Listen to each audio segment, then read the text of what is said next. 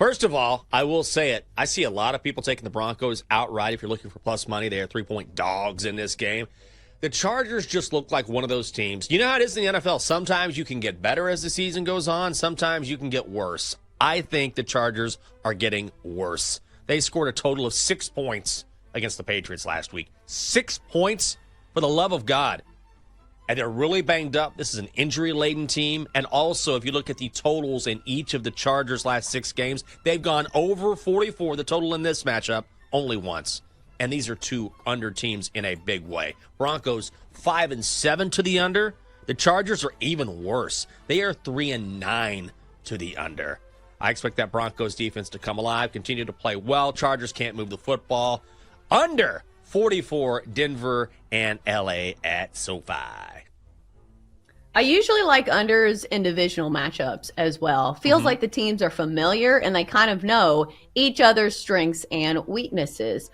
If you want to watch that one, I don't know if you said the start time. It is at SoFi Stadium, 4:25 Eastern. It's on the late slate in LA. Pick six.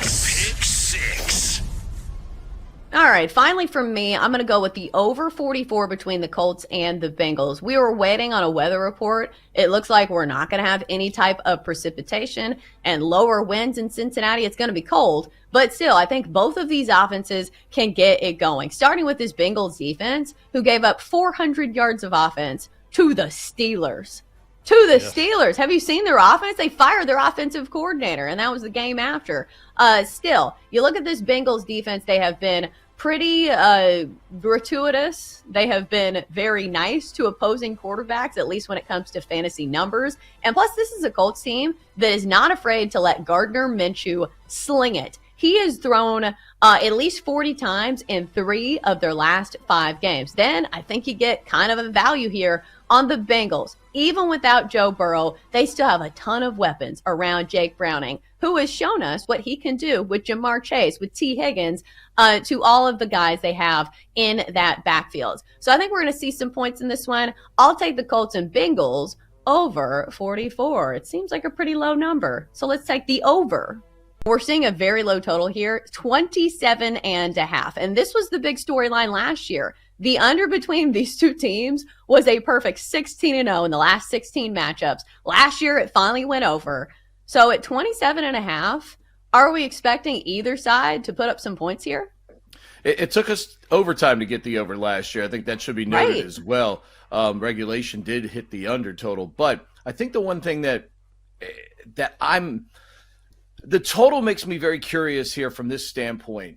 Both teams have the ability to get explosive plays. Navy's Eli Heidenreich and Alex Teska, lightning fast. Probably the 2 fastest people on the field coming up in this game. Army's got 9 guys that have a catch of 20 yards or more during the course of the season. Now, you flip that over and you start looking at the defensive numbers. Navy's defense is number 1 in the country in shutouts with 3. Last year, Army virtually never moved the ball against them. It was a blocked punt that got Army even in the second half of that game last year and eventually put them in position to win it in overtime. So you can weigh the scales each way, but I think Bryson Daly, the quarterback for Army, since he returned from injury, has played exceptional football. Last week, they even went back to their triple option and blowing out Coastal Carolina. So I think it's going to be – I think the total – I mean, I know it's just like, with Iowa all year, you could depend on it.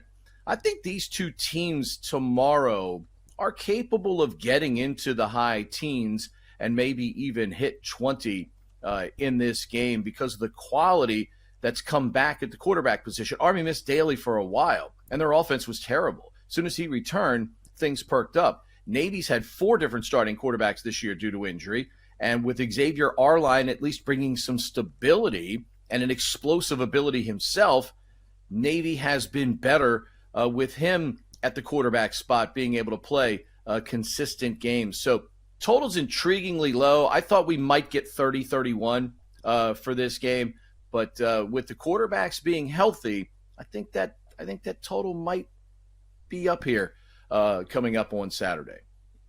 Do you think there is any way that we see regression for a young quarterback in Jordan Love and a Packers team that looks like they're trending in the right direction, but still, they've been a little up and down so far this season. You think there's a way where the Packers miss the playoffs? Oh, I mean, it's always possible. It is the National Football League. Honestly, I'm more interested in fading the Vikings because the Vikings to miss the playoffs are minus 130. So I understand that's a little juice there, but I can't fade Green Bay just because I don't know who Jordan Love is yet.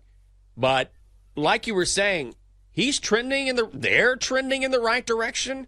And we were discussing this idea when we were talking about Bailey Zappi, and that idea is you have to give young quarterbacks some sort of leash. And some quarterbacks get a longer leash than others, but clearly Jordan Love has been waiting for his turn in Green Bay behind Aaron Rodgers, and now here he is. And mid-season, the GM of the Packers came out and said, we don't know if this is our guy.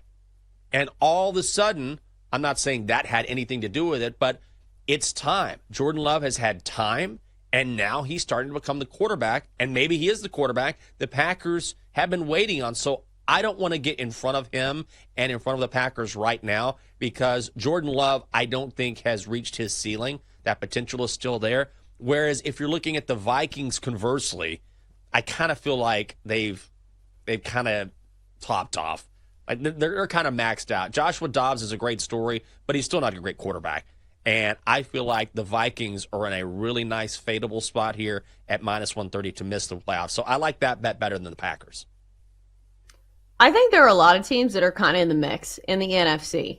And you look at the teams, if the season ended today, it would be the Eagles, Niners, Lions, Falcons, then in the regard that they are winning the NFC South, the Cowboys, Vikings, and Packers. So that Falcons-Bucks game is a big game when it comes to the NFC South, of course, head-to-head. So if you like the Bucks in that game, right now the Bucks sitting on the bubble. They're 5-7, second in the NFC South. I know the NFC South is a terrible division, but somebody's got to win it, and somebody has to reach the postseason. So the Bucks to make the postseason right now are plus 225. Is that a bet you would consider, Jenks? Negatory, Ghost Rider. No way.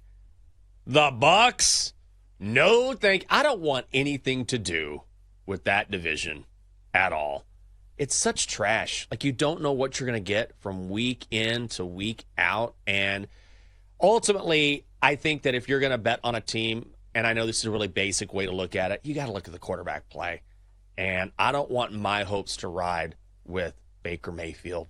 And then again, you can say, well, who is a good quarterback in that division? I don't know. So no, I just don't think I want to mess with it right now. I don't want to mess with that division. I just feel like there are better plays on the board. And with teams I don't trust, you're talking about teams that are around 500 or have losing records.